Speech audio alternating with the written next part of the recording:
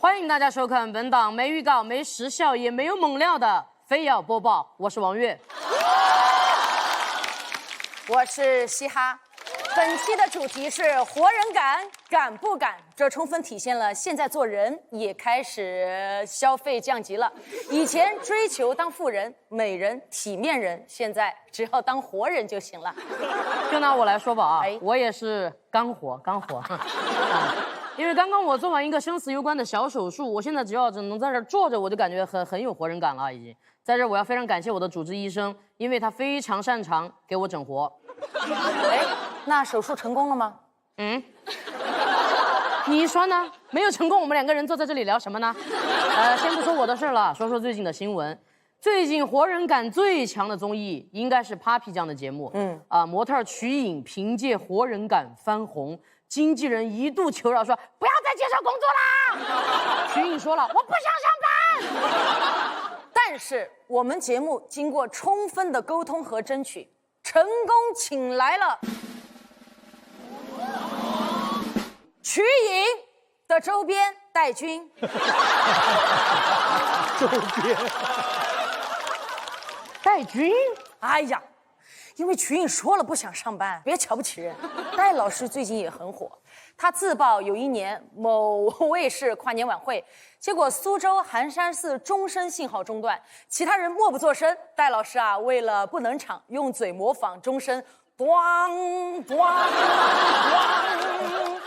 然后第二年啊，人家就不让他来了。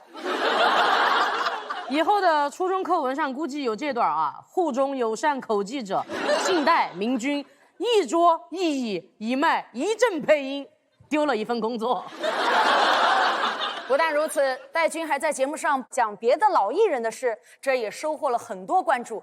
这充分说明一件事，就是内娱已经无聊到什么程度了，还在靠上世纪末的老人撑着。如果一个人做手术昏迷了20年才醒，现在打开手机一看，他会不会觉得还没有昏迷？因为热搜上还是瞿颖、戴军儿，春节档还是成龙，华语乐坛还是周杰伦、林俊杰，刘德华还在唱恭喜发财，中国队还是没有重出亚洲。停了啊！咱们节目只允许讲到这里。哎呀，我说的是英雄联盟，还在被 faker 打。英雄联盟啊！对，不过英雄联盟最近拿冠军了，并且终结了1036天冠军荒，而且上单选手兵非常有活人感，他一直在社交媒体上发：我是世一上，我依然是世一上。有没有可能我是历史第一上单？今天我们也请到了兵，因为电竞是线上游戏啊，我们也是通过了线上邀请，请看大屏幕。喜有秀的观众们，大家好，我是电竞选手华兵，感觉挺好的，因为我们队伍都是这种氛围，就是大家赢了一起狂，输了的话我就自己狂。我不怕，因为我说这些话就是为了把舆论注意力放在我自己身上吧，好让队友去安心打比赛。就至于舆论是怎么来的，就不要再问了。好的，谢谢阿斌。虽然不是第一个冠军，但却是中国电竞开眼看世界第一人。我们综艺赛道也有很多活人，比如50多岁勇闯综艺的倪乃文，就曾贡献撤回烟的名场面。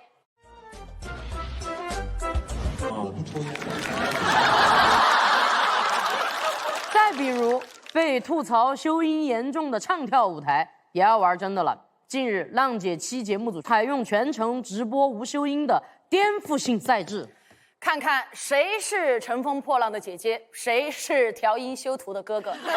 既然没有修音，那一定要那种特别有实力的选手才敢去。我觉得韩红老师可以申请出战，我想看韩红。我看你像韩红。哎，你是怎么发现的呢？实不相瞒，我早就想模仿韩红参赛了。什么王悦，你要干什么？王悦，等一下，不，我们现在在播报。什么都先不管了，亚拉桑。别唱了，他甲状腺刚刚好，他扁桃体又给弄坏了，怎么办嘛？好了，回来，眼镜甩了。说回今天的主题，活人感。年轻人越来越喜欢活人感，所以主打真实的年代剧也越来越受欢迎。近日，纯真年代的爱情》的演员王天成也被翻出来，很有活人感。他去机场被粉丝围堵，保安架得太紧，别人还以为犯事儿了。感觉我刚犯了事儿似的。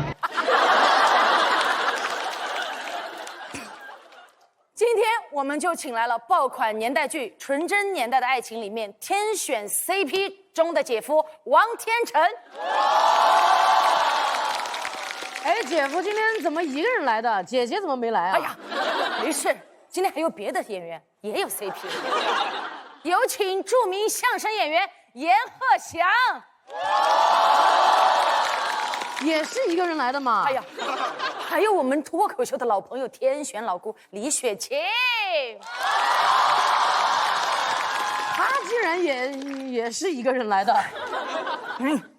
今天第10期了嘛，也能看出节目那个预算不足了，CP 都是半个请的。但是我在这里向大家保证，有些 CP 是会散的，哎不，但有些人会一起越走越远。比如我们俩的 CP 就永远不会散，大老师和付航的 CP， 大家好也不好说。但喜友秀和观众永远不会散，不管有没有人看，就是不会散。后面我们还会有更多的喜剧节目，我们两个也会一直陪着观众走下去。山高路远，我们不见不散。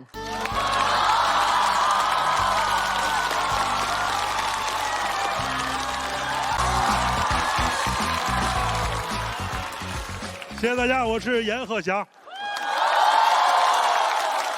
感谢大老师和付航的介绍哈，是，当爹了，身份不一样，心态也不一样了。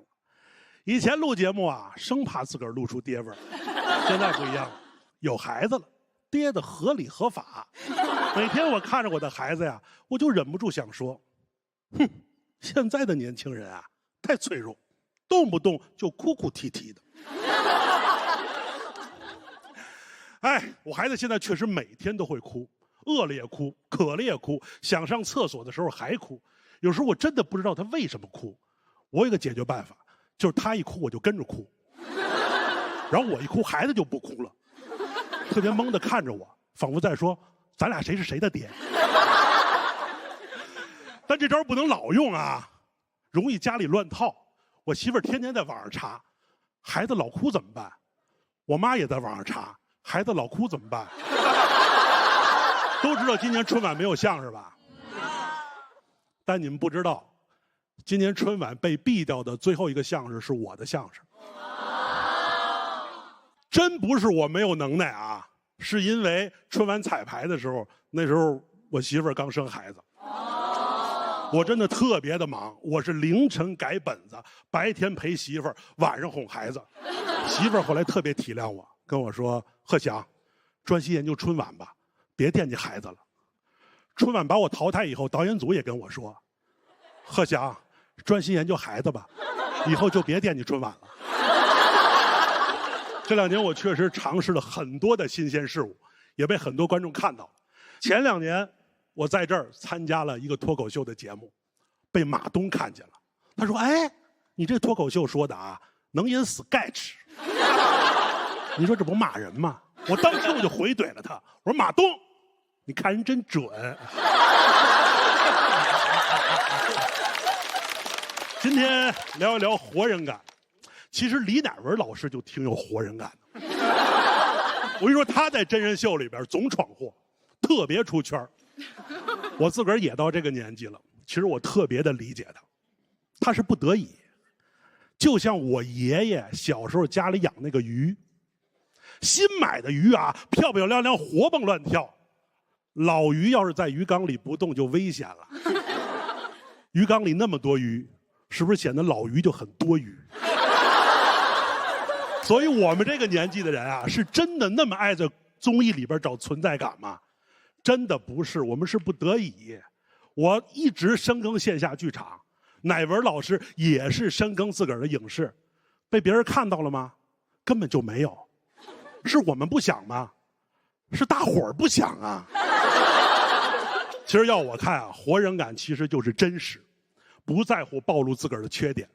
你就拿我师傅郭老师来说吧，他这人就是个工作的机器，不近人情。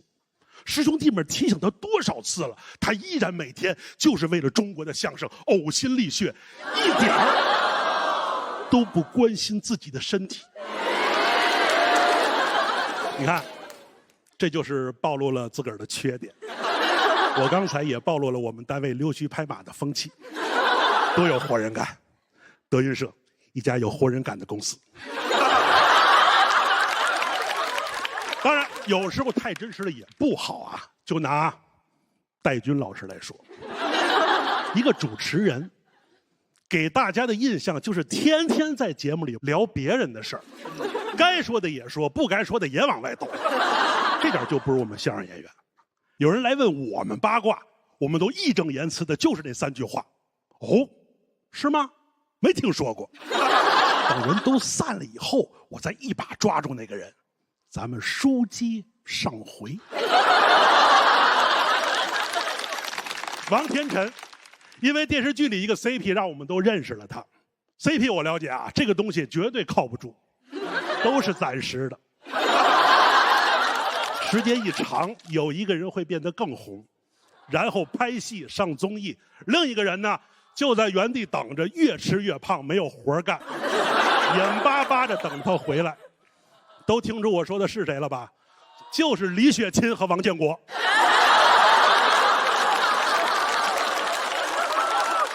现在大家喜欢的还是活人感，艺术看的其实是个性的表达。我也反思，我们在这方面做的确实还不够，还是太传统，还是规矩太多，教条太多，爹味儿太多，应该少一些爹味儿，把它传承下去。我说的不是相声啊，我说是教育孩子啊。孩子出生以后呢，我确实把摩托车卖了，不是因为缺钱啊，大家不用替我担心。我觉得我该收一收心了。媳妇还问我说咋的，不骑摩托车环游世界了？我就绕着他们娘俩转了一圈。我说环游完了，你们俩现在就是我的世界。我媳妇儿跟你们的反应完全不一样。我媳妇儿跟我开玩笑着说，卖个摩托车你还上价值，真没活人感。我说真不是，其实在我最感觉有活人感的时候，是咱们女儿出生的那一刻。当我第一次听到她啼哭的时候，我感到了一个鲜活的生命真的来到了这个世界上。我觉得那个才是人最初的活人感。成年人，我们压力都很大，有时候得绷着，得忍着，得受着。饿了、渴了的时候想哭不能哭，但是我们在孩子的时候真的是想哭就哭啊。我30多年没哭过了，但是在产房里边看着我媳妇儿抱着我女儿那一刹那，我泣不成声。所以我特别感谢他们娘俩，让我找到了最初属于我的活人感。我把这个段子在家跟我媳妇儿讲的时候，我媳妇儿也很感动。她说：“贺翔，其实你最有活人感的时候，就是你脱口秀的结尾，真不可乐呀！喜剧和春晚都别研究了，专心照顾孩子吧。”谢谢大家，我是严鹤翔。哇 ，Hello， 大家好，我是演员王天辰。我呢演了很多年的年代剧，演得多了，这个气质呢就会有一点老派。我感觉我爸应该叫王建国，我妈叫李雪琴。现在呢，都是我们这些年轻人演这些年代剧，像乃文哥啊、戴军哥啊，反而都不演了，都要上综艺，是不是？那可是呢，这些年代剧可能对于他们来说都没有什么挑战。他们现在都是什么比如说撕名牌呀、你画我猜呀、朝人泼水呀，这些有挑战。甚至呢，还有一些这种可爱的表情包，就还有那种好像更有挑战，是吧，乃文哥？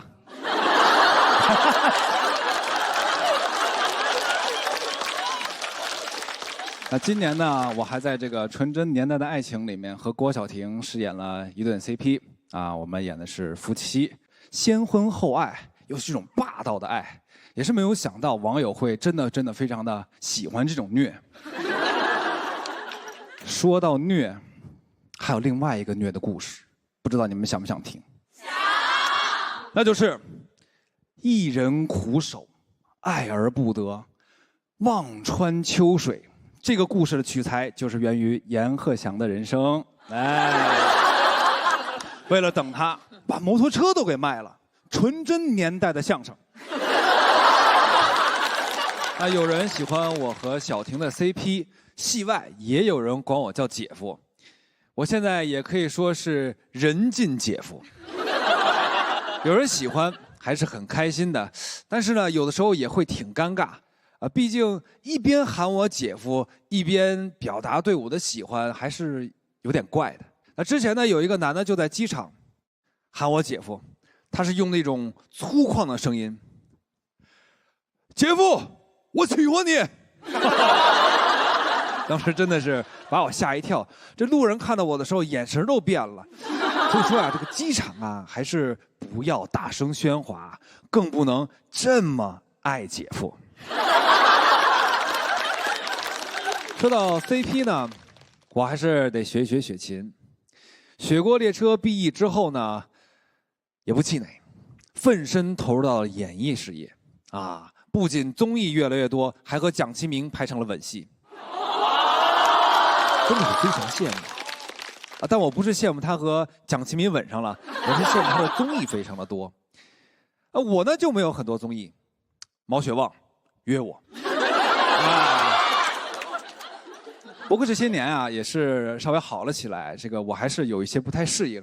你像最近接机的这个阵仗啊，也是非常的壮大，啊，围上来的人呢，他都会就是怼着我的脸去拍，啊，就这样，哎，真的，就是怎么说呢？就是我也偶尔会做一些 OOTD 啊，然后做一些这个妆造啊，全妆出场，但是他们就会拿这种高清的相机来拍我的鼻孔。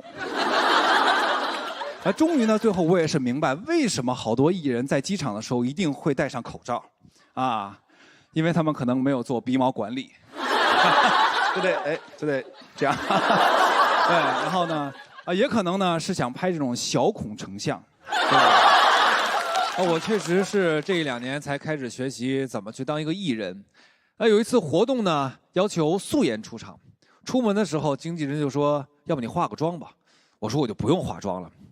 结果我一下了电梯到了现场，发现大家都在拿那个小手电啊在那补妆，这我才知道，原来素颜是素颜妆。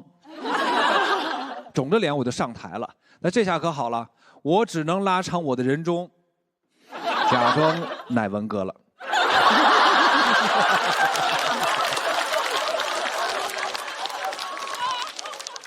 有些人说我这个长得还是比较适合演这个年代戏，我也非常理解，就是说我土，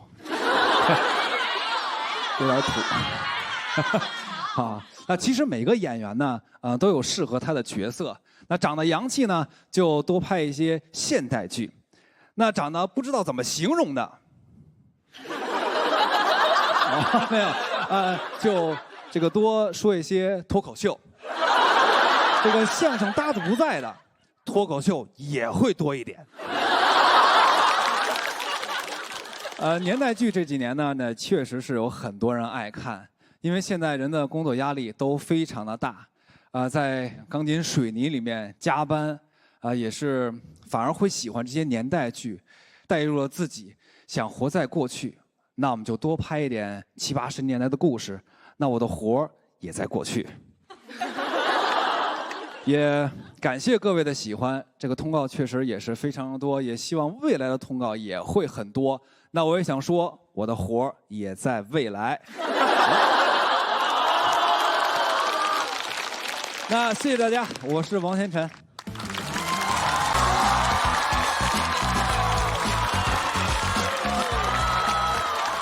大家好，我是刘星。感谢你们还认识我，感谢。啊，是啊，是。漂亮。这个，我也辛苦了。这个王天辰呐，确实跟我说好几回了，很羡慕我跟蒋奇明拍吻戏。确实想拍，你要不真的，一会儿我传递给你。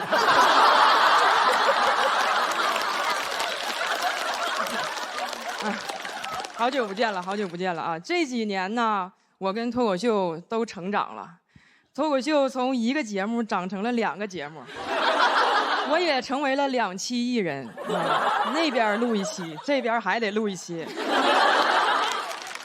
但不光我一个人挣2家钱啊，阎鹤祥也刚从那边回来。前一阵我看阎老师接受采访，他说他见过脱口秀的好东西，所以知道自己不适合干脱口秀，不想在这个行业苟活。这句话我就不同意，苟活怎么了？脱口秀猴都能活着，还差狗吗？再说了啊，你说你这话说的挺高风亮节的，哪个活你也没落下呀？哪个节目不都去吗？啊，不会苟活，但会趴活。每天往那一趴，各种脱口秀节目抢着请他当嘉宾，你这叫啥狗啊？贵宾狗啊！所以要我说，严老师啊，你别太悲观啊。人离开自己的搭档，还是能活得很好的。你看军哥离开了静姐，那静姐不也活得很好吗？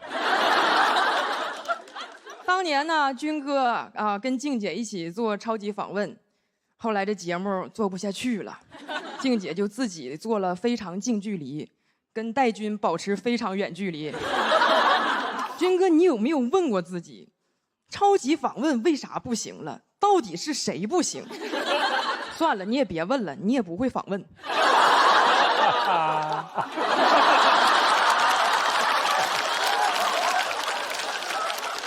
不过啊，军哥很坦诚，他说了，当年超级访问这个节目能火，全是靠静姐。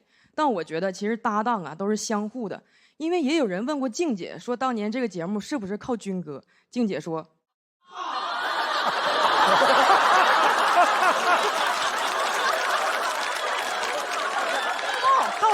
靠！但这2年呢，人军哥醒悟了啊，不能老靠静姐了，因为静姐也不红了。他就跑去问 Papi 说 ：“Papi， 我能靠你吗 ？”Papi 说：“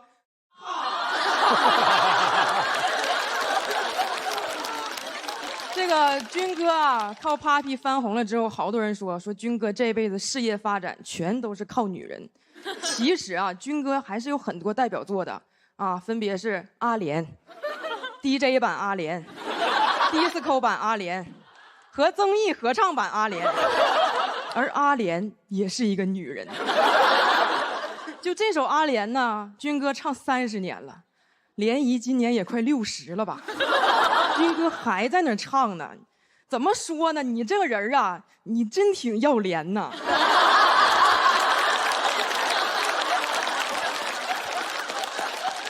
当然了，军哥也独立过啊，当过主持人啊。当主持的时候呢，不是报错过幕，就是在舞台上睡着了。就军哥犯这些错误，搁别的行业早就开除了，但在我们行业叫有活人感，哎，大家更喜欢了。你们看啊，娱乐圈就是这么神奇，有时候你业务能力越差，业务能力就越强。值得深思啊，这句话哈。行，给你们留个鼓掌口。我现在这都跟王天辰学，现在搁台上这么随意，就是。当然了啊，也有业务能力真强的李乃文，实力派演员啊，演了一辈子戏，现在的代表作是《五哈》和《地球超新鲜》。我跟乃文哥也录过节目，他这人呢，就是又爱玩又玩不明白，老输，玩赖都输，输圈天菜。跟人家白宇一块直播，人弹幕说：“白宇，你比个小树杈。”乃文哥挺热心，帮着念：“白宇，你比个小裤衩。”要不说人乃文哥有天赋呢，字儿还没认全呢，已经学会擦边了。当时呢，场面也是一度十分尴尬，大家就纷纷救场，呼吁网友点赞、点关注。乃文哥说：“那我也点点啥吧，给自己点一根。”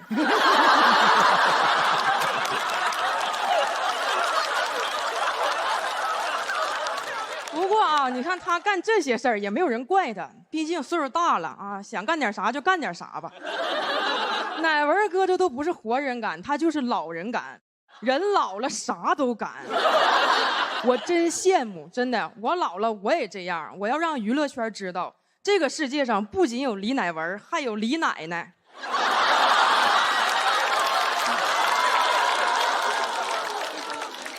但是可惜了啊，我现在岁数还没到，要不然我现在就让王天辰给你们比个小裤衩。那个。王天辰啊，最近因为跟这个郭晓婷的姐姐姐夫 CP 爆火，今天到这儿还问我怎么能上综艺。我想问他怎么才能演好戏，只有戴军哥想问他哪儿还有这么好的姐姐。还有吗？很多。王天辰这个戏呢叫《纯真年代的爱情》，这种年代剧讲的就是咱们父母那代的爱情故事。想把父母这种角色演好，那就很有挑战了啊！首先，你得知道孩子需要什么，陪伴和守护，你明白我意思了吧？哎，对，就是飞鹤顶配荠脆的守护。飞鹤顶配荠脆，突破性母源自护，新鲜原料自产，更新鲜，更好吸收。这知识你就学吧，演父母用得上，当父母你还用得上。其实王天辰以前演过很多大戏啊，《芳华》，我和我的祖国，《庆余年2》，谁也不知道。你看你演了这么多年戏，能怎么的呢？你出了名儿才有活人感，不出名儿你就是上午哈之前的李乃文。现在呀，天辰红了，小时候的事儿也都被翻出来了，说他高考的时候啊。听到鸽子在外边咕咕的叫，一下就走神了，导致的高考失利。咱也不知道那精神咋那么薄弱，你是杨过呀，一个咕咕就给你整懵了。天辰，你跟军哥你俩挺配。王天辰，你高考走神了，戴军主持睡着了。你俩要是早点认识乃文哥就好了，他能给你俩点一根精神。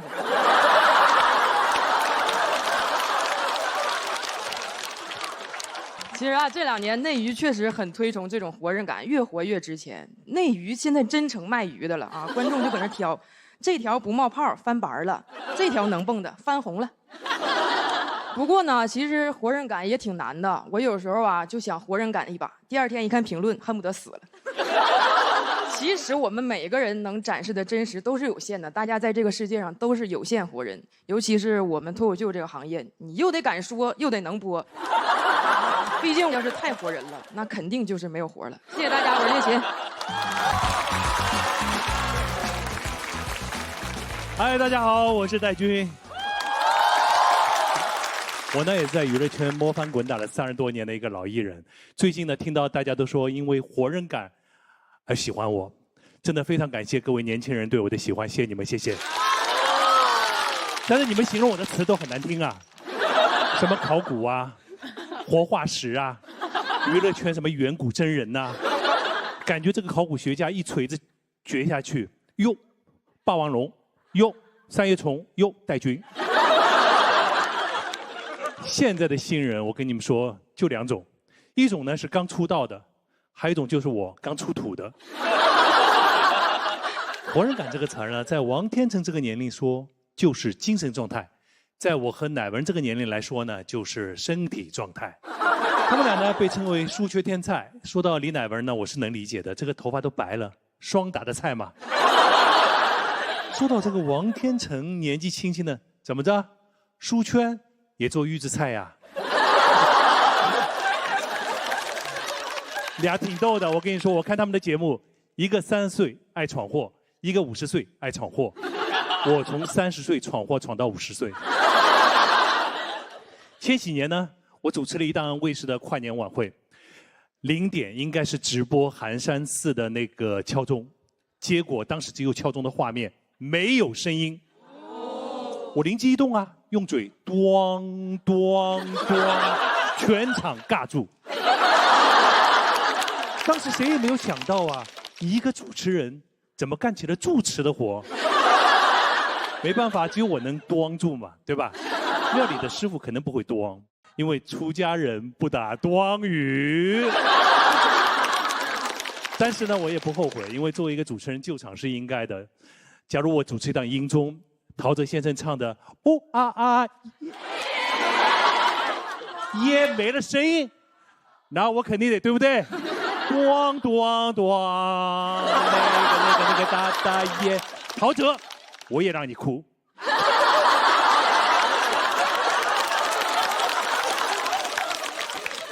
你们可能不知道吧，我其实最早是歌手身份出道的。95年呢，一首《阿莲》爆火；96年在全国拿奖；97年彻底过气。消失了几年以后呢，因为和静姐主持《超级访问》再度翻红。你们现在年轻人应该不知道《超级访问》吧？知道。哇，你们都知道啊！当年这个节目有多火？参加这个节目都是成龙大哥、章子怡这些大咖，放到今天，在场的这几位根本上不去，连我都上不去。超级访问播了16年，我对这个节目充满了感情。节目停播了以后呢，我难过的不敢出门，连续在家哭了7天。后来导演组就问静姐说：“哎，戴军怎么样了？”静姐不说话，她就在家也哭。后来外面就开始传了，说：“哎。”不光节目没了，估计戴军也没了。我寻思你李菁在干嘛？你不给我辟辟谣？原来他忙着做自己的新节目，叫《非常近距离》，没有叫我，我又连续哭了好几天。这2年呢，在网上有一档非常火的男女搭档主持的访谈节目，叫什么？毛血旺。对，毛血旺。今天毛毛没来，所以我要对毛毛说一句话：小心，姓李的女搭档。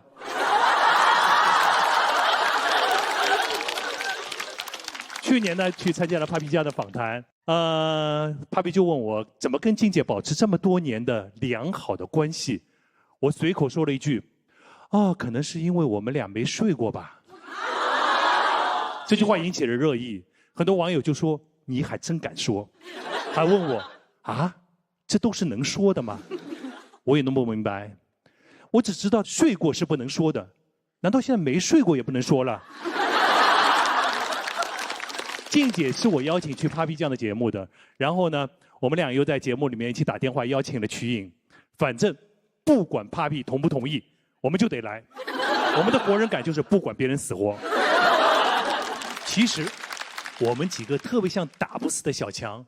当 Papi 发现房间里有一个戴军的时候，什么李菁啊、瞿颖啊、胡兵啊、孙浩啊，都已经在来的路上了。所以呢，各位呢也别嫌我们太活跃，嫌我们烦。我们也是想，到了这把年纪，对吧？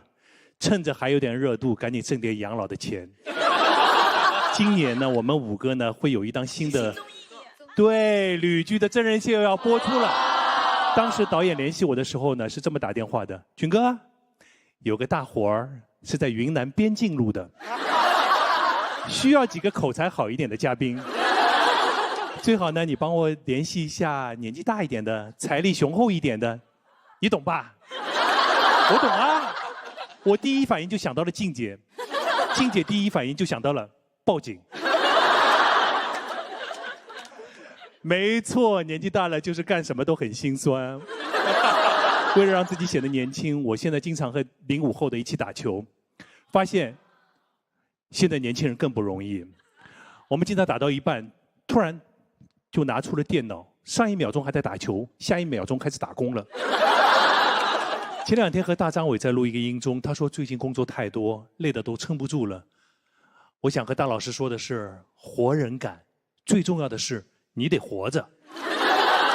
年轻人最重要的就是照顾好身体嘛，工作太多你就跟我说，我替你接呀，对吧？我要是接不了，还有李菁啊、瞿颖啊、孙浩啊、胡兵啊，都可以替你接，是不是？好了，谢谢大家，我是戴军。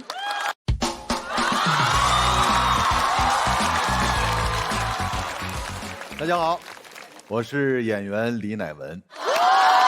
今天，谢谢，谢谢。今天是我第一次讲脱口秀，挺紧张的，怕出错。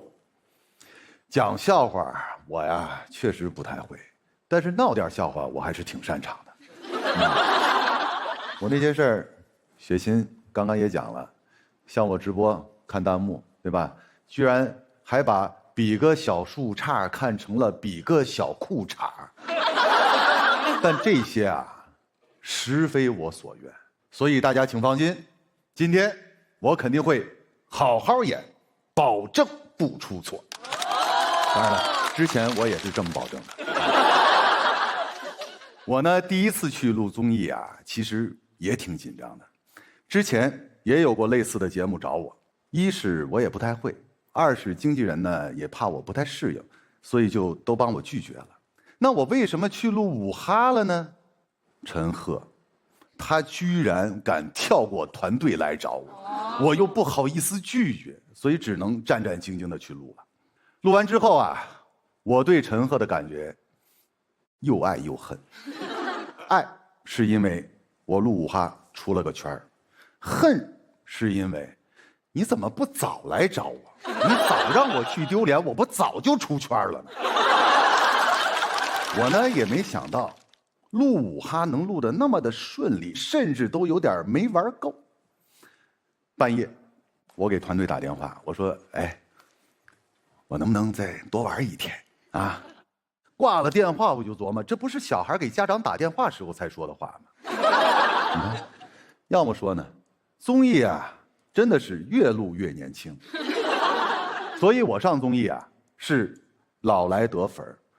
综艺找我，他们是老来得子。去那儿一趟呢，我也学到了很多东西。一开始录制的时候，我说实话什么都不懂，就知道闷头瞎玩。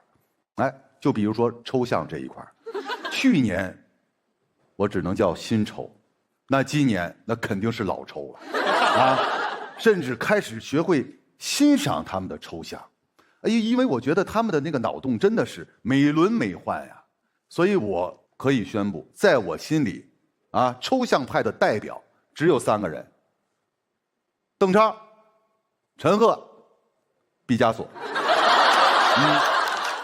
我都不敢想象啊，他们往后还得抽象成什么样？不是有句老话吗？人越老越抽，对不对？说到抽呢，最近有不少人拿我抽烟开玩笑，甚至网上还有人说我是禁烟大使。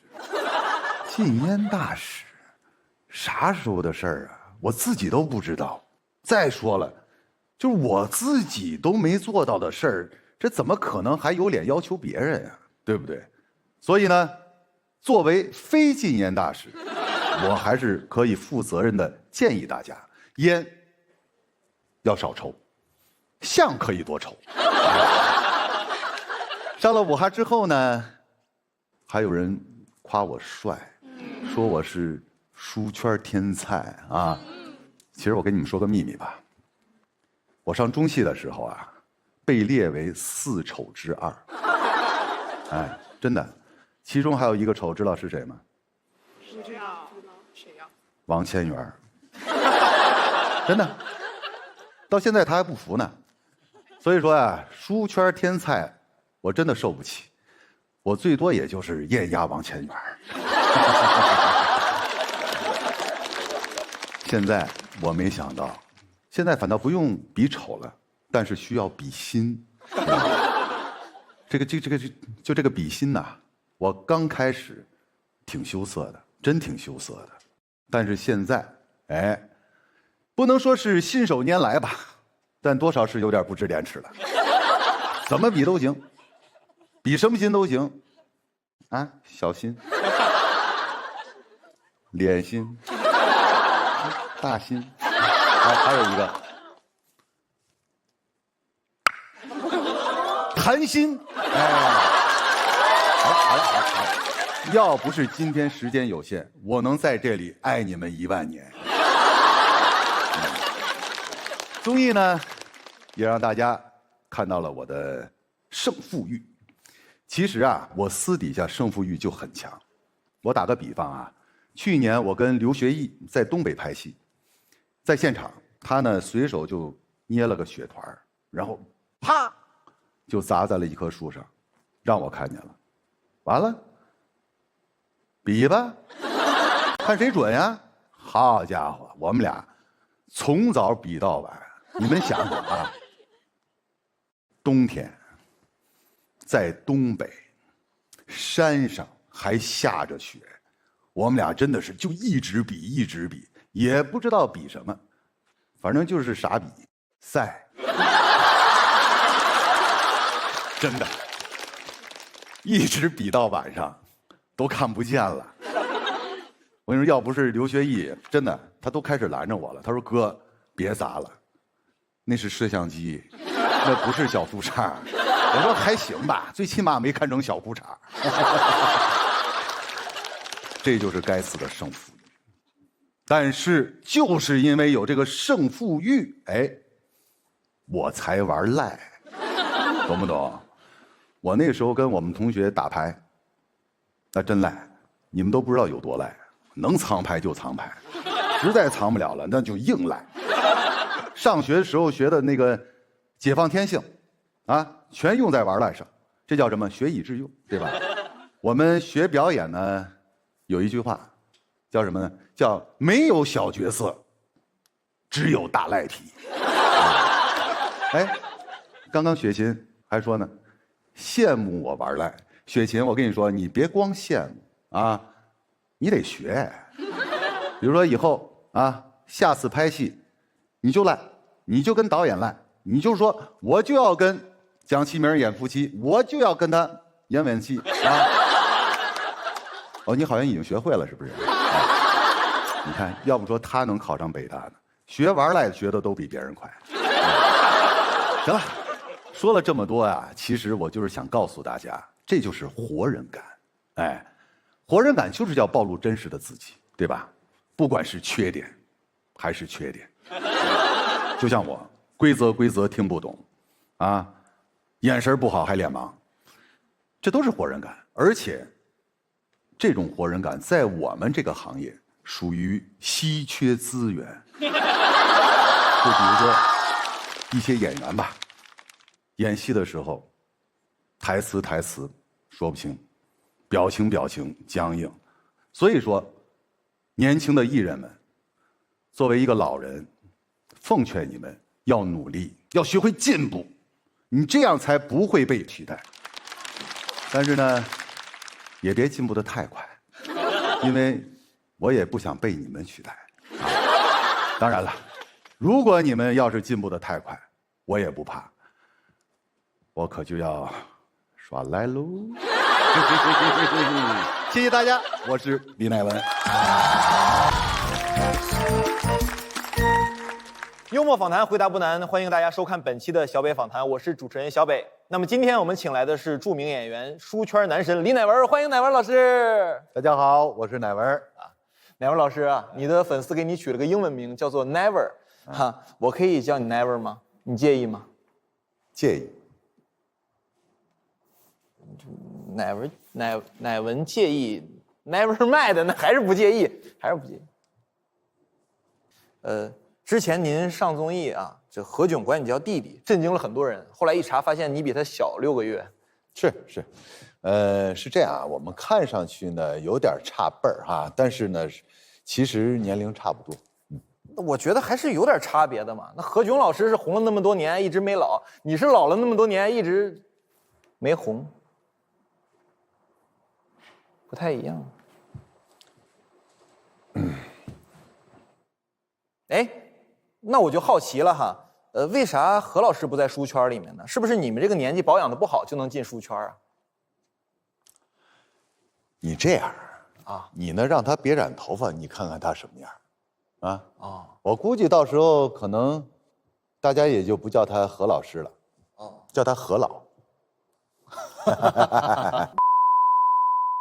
乃文老师是因为影视剧被大家熟知的嘛？听说您之前演过多年的话剧啊，在线下。是的啊，我呢自己的理念就是要用话剧的养分来充实自己，然后再反哺影视的表演。哦，这话术我特别熟，因为我们脱口秀演员也是这样，就上不了线上的节目，就说自己一直深耕线下什么的。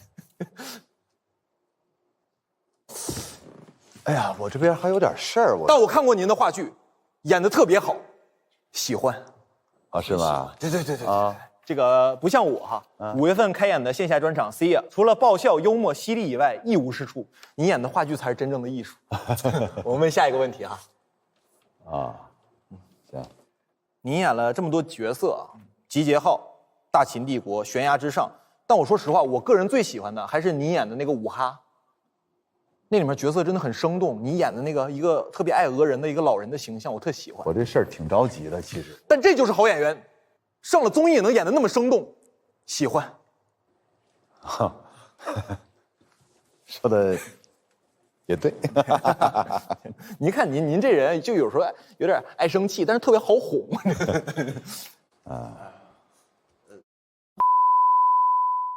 乃文老师，我收集了几个粉丝的问题啊，但能不能问一下？但我这人怕闯祸。没事，你问吧，反正我祸闯的也不比你少啊。那我问了啊，乃文老师，我特别喜欢你，可以说整个书圈最喜欢的就是你，仅次于张颂文、于和伟、王阳、王凯、杜淳、李健、聂远、冯绍峰。首先呢，感谢这位粉丝啊。靳东、王耀庆、刘恺威、钟汉良、冯德伦、张晋、潘粤明、胡兵、陈建斌、王耀庆、刘恺威、宁理、张嘉译。你这，哎呦呵，好多喜欢的。还有吗？还有个问题，乃文老师你好，我特别喜欢你的表演，说你表演好呢。对，这个可以。您能给我演一个那个吗？就是那个你最喜欢的那个恶意卖萌，亚米，我是一个粉红色小蛋糕，救命救！哎呦，这时间差不多了，我得锻炼去。哎，对，乃文老师，我听说上您这个岁数，一般就是去什么海河里跳水啊，要不就是天桥讲相声，要不就是那个撞树什么的。今天我特意也把这个2个角给你换成个树什么的，你也方便锻炼什么的。这就是你们的访谈，挺好。哎呀，正好我还带了个，哎呦呵，剪子。我是觉得，反正是树来了也别白来呀，对不对？干脆给它剪了得了，你说呢？不是啊，放上去。哎，包括你，我觉得你这个发型也应该剪剪啊。我这不用吧，不用吧？啊，不，还有，整个这个环节啊，整个这个环节全都剪掉，反正也是抄国外的，对不对？这线是哪儿的呀？我看一眼。乃文老师，这摄像机的线。老师，别挂我。那个服装老师能帮我拿件衣服吗？服装老师，这剪的也太狠了。那个道具老师，你把那个道具也拿一下。哎，你是什么老师啊？我是嘉宾。哦，你是那个刘，那个李，那个赵，那个。王天辰，王天辰，你好，老师，王老师，你好，特喜欢你，来坐。之前刷过你那个演电视剧什么，特别喜欢啊，特别喜欢。男2专业户，男2专业户。天辰，我那个嗓子有点干，你帮我拿杯水呗，就在那放着呢。但是粉丝300万。哎呀，怎么能让你拿水呢？别看，开玩笑呢，特别开心，今天来这儿，我们都特别喜欢你啥的啊，而且粘性特别高。那个天辰，你看这块儿，这稿子写行不行？你看有没有不满意的地方？不满意我们就改，没事儿。写行不行？你看，行，可以，不愿意啥？没问题。刚才都开玩笑呢，开玩笑。我看过你们俩的一些采访，你搭档评价你的吻戏，说您是牛耕地式的吻戏，接吻像牛耕地。所以你什么时候去种地吧？有机会一定会去的。行，这个资料里面还说您之前演过《芳华》，不是《芳华》我看过呀，你是哪场戏的群演呀？我怎么不记得了？我是那个吹小号的，也算是主演之一。我想起来了，当时是那个大院子弟，是不是？对。这资料里面说你现实生活中也是大院子弟哈。是的。那合着你里外里你没演呀？你这本色出演属于没演。嗨，这演戏嘛，就像生活一样，是生活一样。对。那你当时跟那郭晓婷是不是也没演？你俩？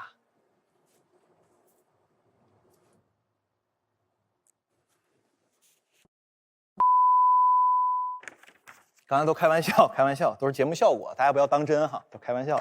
这个，然后我看你生活中也挺有节目的，是吧？然后当时去机场的时候怕粉丝多，然后公司请了2个安保，结果落地发现没粉丝接，你说这不跟我一样吗？然后有一次还有2个安保把你架出去了，别人以为你犯事了，是吧？对，是。这个公司请安保也是为了保护艺人，是吧？就是，毕竟不怕1万，也怕万一啊。但你又怎么知道请安保没有用呢？大哥，哎，我错了，我错了，哎，天天我错了，我错了，哎，不是带我去哪儿啊？我还没录完呢，去哪儿啊？咱们？戴军老师，不好意思，让你等太久了。我刚才不知道被哪个保安架去5公里，我才回来，刚打车的。哦，没事的。我跟你说，我做采访的时候也经常等嘉宾。不是，但今天您是嘉宾啊，你也知道啊。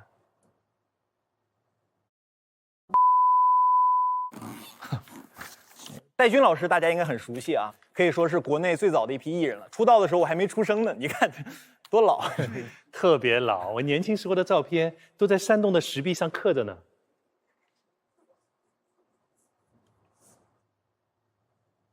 啊，那个，而且戴军老师是全能艺人嘛啊，当时靠《阿莲》这首歌火遍了全国。您不仅是歌手，还是主持人、演员、作家、投资人。尤其那个主持，我特别喜欢当年你那个作品《超级访问》，对吧？所有人都喜欢。不是，我说的是那个配音，就那寒山寺那个配音，您当时那个咣配那个，我特别喜欢。你咋想的那个小脑瓜？你当时。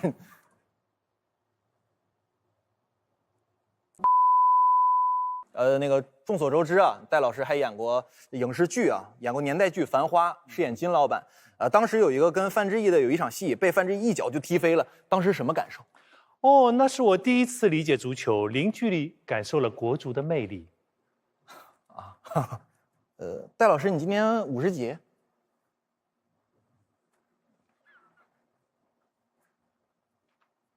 您双眼皮是割的吗？戴军老师，您当年那个超级访问是谁火访问谁？人家 Papi 酱怎么是访问谁谁火呢？你说你。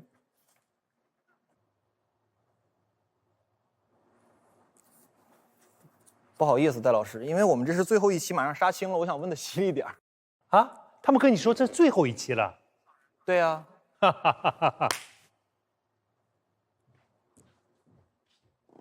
跟我说是换人了，说后面还有40多期，这是年番啊。唉，小北啊，你也访问了1季了啊。我来访问你啊，你是不是对这个绝间访谈强行侵权呢？那没有，好好说，小北。啊，那个，其实我觉得这个绝间这个形式啊，其实跟什么脱口秀、sketch 啊、吐槽大会都一样。那怎么没人说他们呢？因为这3个比你好笑啊。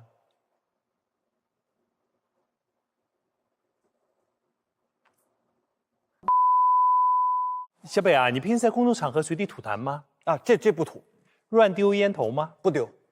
那你在台上怎么那么没素质呢？我错了。那你以后还这么没礼貌吗？保安，来，保安。哎，不是又干嘛呀？又去哪儿啊？送到10公里外。别呀！哎呦，我还没弄完呢。哎。幽默访谈，回答不难，欢迎大家收看本期的小军访谈。起来，你戴军老师，你让我来吧，戴军老师。阿莲，你是否能够听见？很久以后，在一个叫无瓜之城的地方，所有人都被禁止谈论别人，禁止蛐蛐人、嚼舌根子等行为，违者将被判处有期徒刑444年。大哥，不好了！大哥！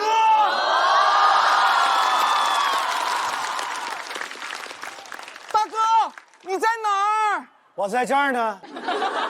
大哥，你在哪儿？我在这儿。大哥，原来不在这儿。你给我站住！不是孙公子，你上来光亮相是吧？你但凡回头看我一眼，你眼里还有我吗？你在这儿呢，大哥啊！我紧张啊！咋了呀？老三聊同事的八卦，被发现了，被佛波勒执法队带走了。哎呀，我就知道老三有此一遭啊！跟他说了多少次了，我们八卦帮是只收集不传播。对呀，那你要传播，你至少有点暗号吗？你跟那人关系咋样啊？我一直不太喜欢他。哎呀，他这个人呐，你至少应该这样吧，是不是？对。哎呦，不过我还是相信老三的为人的，他应该不会出卖我们。不一定吧？啊，老三的嘴多碎呀、有吗？能信他吗？啊！哎，大哥，我告诉你，老三这个人呐，不要在背后蛐老三。我告诉你，我不想听，我要说，我不能听，我只要说，我绝不能听。那算了。难受，太难受了。我们这种人就是忍不住，我能忍住，老三他能忍住吗？是，看来此地已经不安全了。来，老二，这是我总结的最新传闻汇总，你拿着先走，我殿后。大哥，我别说了，不用担心我，我懂。我想看完再走，可以？你赶快滚！好嘞，好嘞，大哥。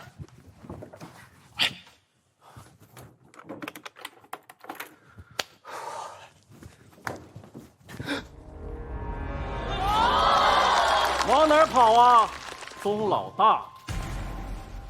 我都不知道你在说什么。这里就是你们的据点了。I don't know what are you talking about。好好说话。我都不知道你在说什么。就你一个人吗？我就一个人。大哥，哎，你不是一个人，我一直都在。你快走，快走，快走！老二，你要不回头看一眼呢？我已经回不了头了。不管怎么说，都是我一个人干的。不管怎么说，都是我大哥一个人干的。哦，叛变这么快吗？总算是抓到你们了，跟我走。你走哪儿去啊？哎，不是你有证据吗？你就抓我们？哎，对呀，你有证据吗？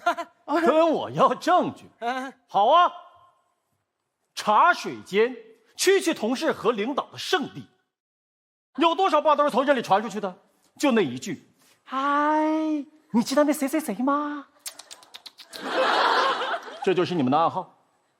哦，有个饮水机就叫茶水间了啊！我爱喝茶不行啊？品茗不行吗？嘴硬，炕头嚼舌根子的天堂，再嚼上一把瓜子儿，不知嚼碎了谁的一生。哎。你知道那谁家小谁吗？哎呀，都30啦，还没找着对象呢。我听说呀，他秃顶了。承不承认？这个我承认。真的老二，我从3岁就开始秃顶了。承认的是秃顶啊？对呀，那对呀。我有个热炕不可以，我湿气重，我祛湿。怎么了？好，不见棺材不落泪。哎，村口最强情报站，啊，谈笑间必有人身败名裂。这个是你们帮派的图腾吧？你放尊重点，这是我三姑姥。你放尊重点，这是我外甥女儿。你俩啥辈儿啊？这是能告诉他们二叔公？你想说就说呗，大舅哥。不是，到底啥辈儿啊？这是想知道吗？来，是这么回事啊。我跟你说得着吗？给我来这套是吧？好，那你们看看这个八卦帮。大哥，他拿出了这个，我就没办法，只能告诉他了。好，我们承认，承认就好。但是我们没有传播八卦，我们传播的是八卦掌。八卦掌起源于《周易》，是清代末期民间一种广为流传的掌法。给您介绍一下，其掌法有推、拖、盖、劈、跑。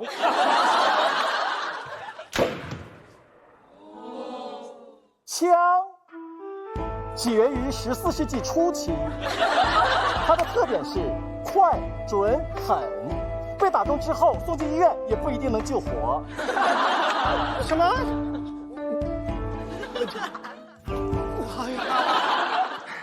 承认。现在能好好聊聊了吗？请坐。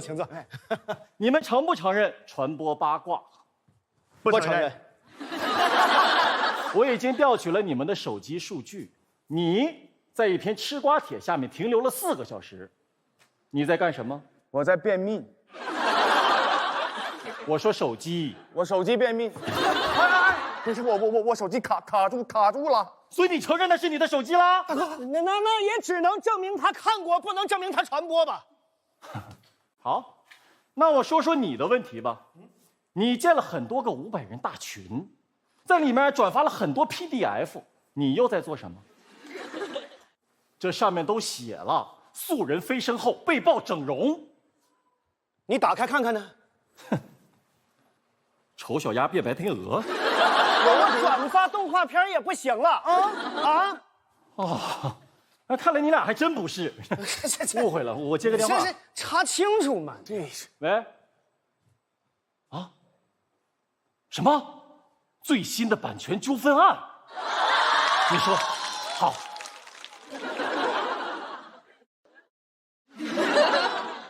你俩干啥呢？干啥了？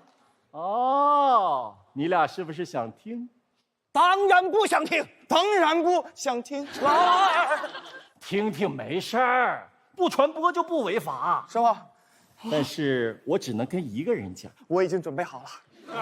老，我跟你说吧。哎，我不能听。我你，哦啊，真的。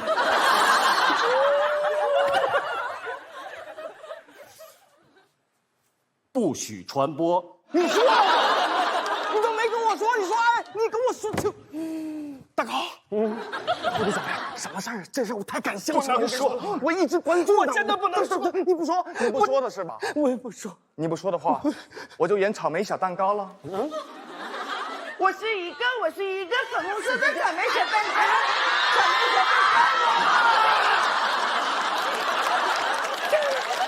别再整这些脏东西了。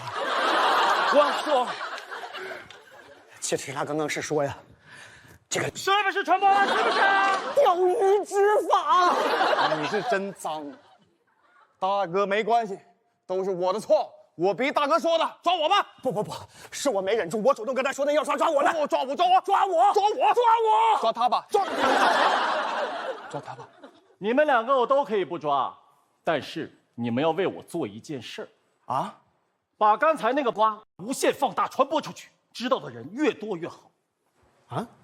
不行啊，我们不会呀，没这功能啊。对呀，话术我都准备好了，就按这个来。什么意思？什么话术啊？震惊！他俩30年前就有矛盾了。30年前，有的人还没出生呢吧？没出生就不能有矛盾了吗？啊？只有这样，大家才愿意看嘛，才有噱头。噱头越大，传播的就越广，传播的越广，我能抓到的人就越多。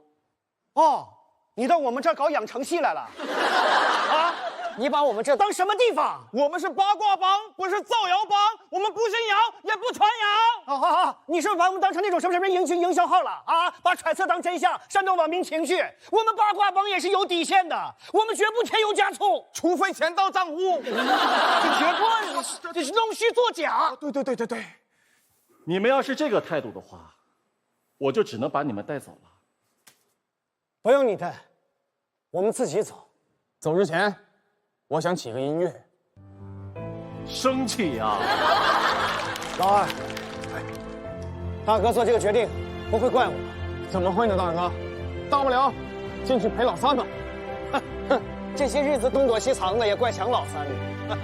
找他玩玩。老三，好样的！走。大哥、二哥，不用找我，我回来了。老三，你怎么回来了？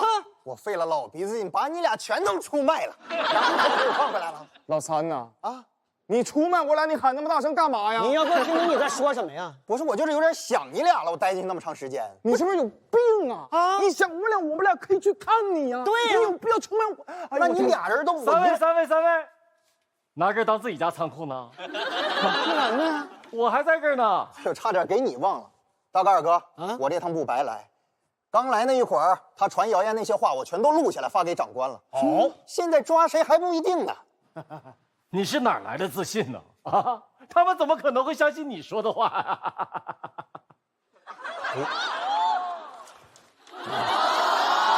你们不能相信他，跟我没有关系啊！我走了。大哥人到齐了，咱干嘛呀？肯定是不能再传八卦了。那干啥？传销。你终于出了，你进去吧。那怎么办呢？那我们八卦帮总得传点什么，不能就这么散了吧？要不，还是传八卦掌吧？八卦掌起源于周易。哎，大哥，你说周易他这个人怎么样啊？周易这个人呢，我一直不是很喜欢。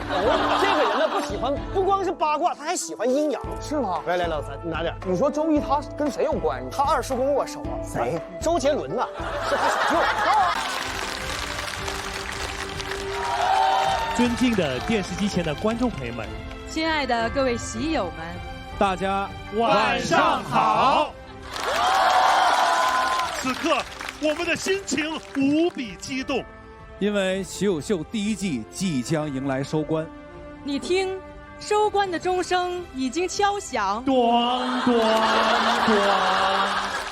我们不怕收官的钟声太吵，再吵都没有大张伟和付航的声音吵，所以我们把他俩赶了下去。又吵又闹会被赶下舞台，有 CP 才能一直留在舞台。我们在这里感谢这1季所有喜友的到来，以及感谢现场、电视机前及全世界各地部分朋友的观看。我们对这个节目感情很深，明明只来了1期，但就是很深。这个节目可以不要大张伟、付航，这个节目可以不要脱口秀，也可以不要 sketch， 但就是不能没有。阿木西小红书、飞鹤极狐兰蔻，各位赞助商，这个节目什么都可以没有，但是不能没有你们。什么是喜剧？喜剧是大家的纯真年代。什么是喜友？喜友就是有一群嘻嘻哈哈一直到老的朋友。节目的最后，我们不会合唱《难忘今宵》，因为预算有限。节目的最后，我们也不会包饺子，我们只会包你满意，包你开心，包你无论什么时候想念这群喜友了，打开节目，大家都在。感谢大家收看最后1期的《喜友秀》。希望大家无论什么时候都要喜要笑。Everybody， 亲爱的朋友，现在到了什么时候？现在到了回顾今夜喜友秀这1季嘉宾说的那些精彩笑话的时候了。笑话来了，大家一起回顾一下吧。陈伟霆说他现在红了，被叫好命哥。那他以前不红的时候叫什么？他叫天天不应，他叫地地不灵，他叫爷爷爷爷接电话。嘻哈说他去拔牙，医生说不会疼的，然后直接摁住他就开始拔。这就像很多戏剧作品突然间上价值一样，干拔干拔干拔。方主任去奏秀，要演压赛过杨幂，让造型师给他准备最美艳的纱巾。造型师按照他的要求，打扮后佩服地说，我怎么就没想到这么土的穿搭。庞博说节目里来的男嘉宾一多，灯味儿确实就容易很重。像今天的戴军演和小，还有大张伟、付航，他们就是噔噔噔噔噔噔噔。周奇墨说了一个真理，在一首歌里，只唱写你爱我，我也爱你会不好听，但你却无法抗拒那段洗脑的旋律，就是你爱我，我爱你，有多冰城甜蜜蜜。小鹿说他去攀岩，学会了有东西扣住就安全。后来他去挤地铁，没有了吊环，他扣住了一位大爷的鼻孔。大爷说，原来这就是会呼吸的痛。好了，笑笑话回顾的差不多了，咱们最后一期了，我就不藏着掖着了。今天节目的主题就是活人感，我们大胆开麦，大胆开麦。哎，这节目做的一般啊，这节目做的非常一般，就这么敢说，就这么敢说。大老师，咱们要的是活人感，不是作死感。我真的就是这么敢说。现场观众朋友们，我要问你一下，是不是做的一般？你们现在坐这个座位是不是坐的一般？一点都不舒服，对不对？对。为什么不能给我们的观众朋友们每个人上一个头等舱大沙发，就这么坐着？是不是？坐着就感觉太一般了，对不对？这我太同意了，就该让观众们躺着看节目，对，就对着天花板就乐就完了，对。现在听众朋友们，咱们说出我们的心声了，我们都有活人感，好不好？如果您现在觉得您那个座位啊坐的实在太一般了，咱们就大声说出来，怎么样？我们就问你们说一般，好不好？让他们都听见，好不好？跟我们学习一下，我手这么一这样，你就说一般啊，3、2、1，一般好了，走你音乐。你们坐的椅子还舒服吗？一般。你觉得坐你旁边的人怎么样？这段互动你们还喜欢吗？一般。今天嘉宾表演精彩吗？没礼貌。太没礼貌了，太没礼貌，尤其是你怎么喊那么大声？对，一般人都比不上他们，是不是？嘉宾多精彩，掌声再次鼓励，谢谢。真的是不要再闹了哈，不闹，只有你在闹，只有我在闹，我好闹。其实从头到尾你就闹，但是大家就喜欢看你闹。哎呦喂，那不是因为有您陪伴吗？谢谢。谢谢咱们大家好啊，因为确实是，你说不管是多么开心的一个节目哈，到最后一期总有点伤感哈。现在就是真的就到了要说再见的时候了。哎呀，真的有点感动了，我不知道为什么啊，可能是突然你把这个，因为你是个人呐，我们都会感动的啊。是，当然就是这一季的节目，大家只要看到任何一个笑点能让您开心一瞬间，我们所有的努力就非常非常知足了。是的，谢谢各位。如果各位看了这一季呢，觉得没有一个值得笑的，那您也不要生气，我们呀就只能说，Sorry， 我是大笨蛋，大笨蛋，对不起。是的，这一段莫名其妙，完全没有任何关系。对，这就代表了我们的节目。我们的节目就是要素太多了，什么内容都没记住，让人看。对，就是您说的，那也没关系，您只需要记住。记住什么呀？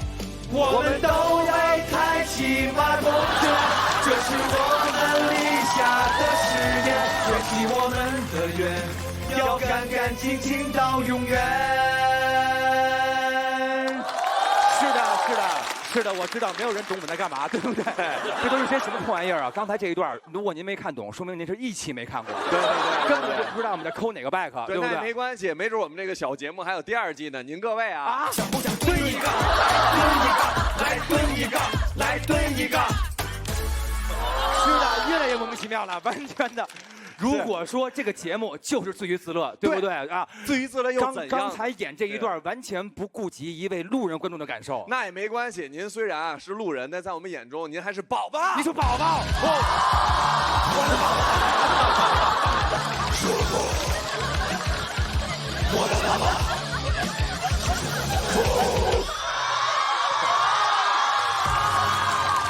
非常感谢，谢谢。虽然不知道为什么伴舞要弹孩子，是。刚才我们回顾这一些呢，都是我们这一季的好多音乐秀的部分，必须的，真的是啊，值得回顾啊。很多人没看过，当然觉得莫名其妙了；看过之后更加莫名其妙，好吗？谢谢各位了。刚刚大家看见了这2位哈，非常忙的啊。但当然说他们这2位呢，其实呢，各位看到他们演出呢，就可以领会到我们喜友秀的宗旨了。我们喜友秀的宗旨就是不上价值，只上伴舞。来吧！伟大的人生。要大小枯荣，大梦去风，如花在野。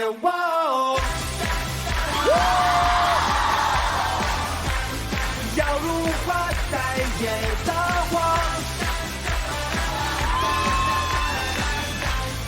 要如花在野。感谢。